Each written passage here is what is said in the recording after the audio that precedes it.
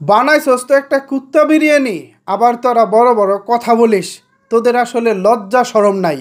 তোদের যদি লজ্জা শরম থাকতো তাহলে কলকাতার বাংলা সিনেমার দর্শক হিসেবে তোরা নিজেদেরকে পরিচয় দিতি না। সাম্প্রতিক সময়ে কলকাতার দুটি রিলিজপ্রাপ্ত সিনেমা সুপার ডুপার ফ্লপ করেছে। একই সময়ে একটি হিন্দি সিনেমা মাত্র 15 দিনে কলকাতা থেকে 22 কোটি টাকা কামিয়ে নিয়ে চলে গেছে। চিন্তা করে দেখেছেন?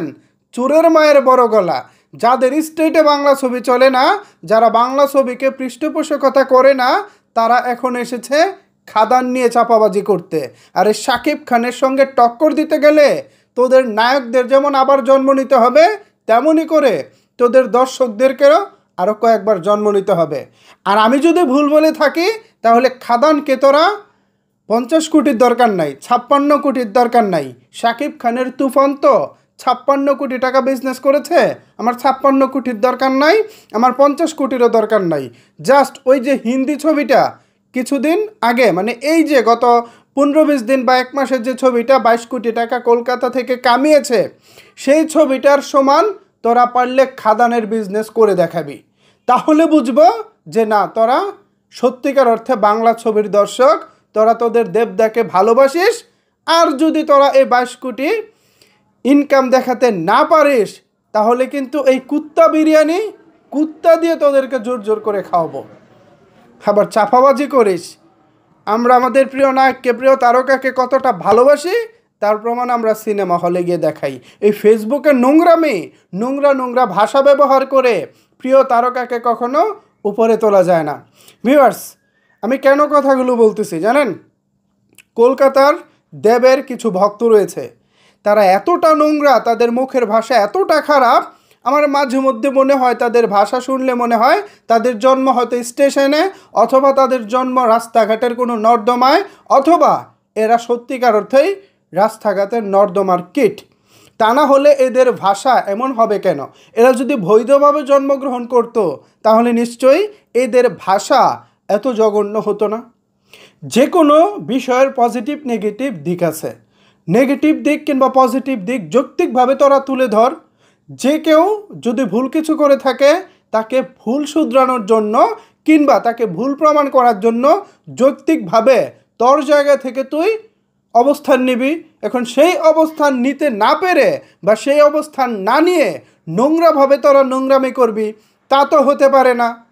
আসলে তোদের জন্য এইসব কুত্তা বিরিয়ানি যথেষ্ট।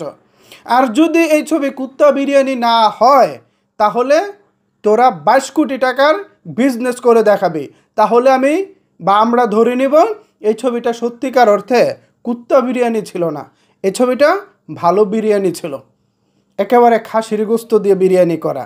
আর যদি এই 22 কোটি টাকা তোরা ইনকাম দেখাতে না পারিস তাহলে খবরদার, নেক্সট টাইম আর কোনো চাপাবাজি করবি না। আর আমরা শাকিব খানকে কতটা ভালোবাসি তার প্রমাণ শুধু ইউটিউব ফেসবুকে না, আমরা সিনেমা হলে গিয়েও দিতে পারি এবং সেটা দিয়ে যাই। সুতরাং এসব কুত্তা বিরিয়ানি দিয়ে আমাদের সামনে চাপাবাজি করবি না। এসব চাপাবাজি তোদের ওখানে রাখ। হিন্দি সিনেমার জন্য রাখ, তোরা ওই তামিল তেলুগু সিনেমার জন্য রাখ, তোরা তোদের বাংলা সিনেমার জন্য রাখবি না। যদি তোরা বাংলা সিনেমার জন্য রাখতি তাহলে ওই হিন্দি সিনেমা দেখে তোদের পয়সা খরচ করতে হতো না, তোদের স্টেটে ভালো ভালো ছবি হতো যদি তোরা বাংলা কমার্শিয়াল সিনেমাকে সাপোর্ট করতি। কিন্তু তোরা তো সেটা করবি না। তোরা করবি কি? আরেকজনের পোস্টে গিয়ে, আরেকজনের ভিডিওর নিচে গিয়ে নোংরা কমেন্ট করবি।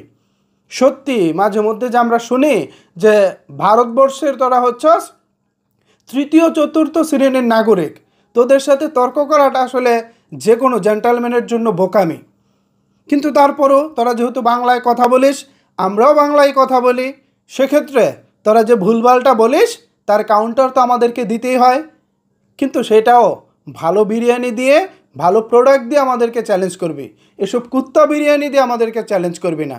সাবধান, এসব নোংরা জিনিস, এসব দুর্গন্ধ জিনিস তোরা তোদের বগলে গুজে রাখ, সামনে নিয়ে আসবে না।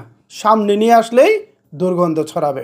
সো ভিউয়ার্স, কুত্তা বিরিয়ানি নিয়ে কুত্তা দর্শকদের ছাপাবাজি চলতেছে, এ বিষয়টিকে আপনারা কীভাবে দেখতেছেন চাইলে কিন্তু অবশ্যই সেটি নিচের কমেন্ট বক্সে জানাতে পারেন।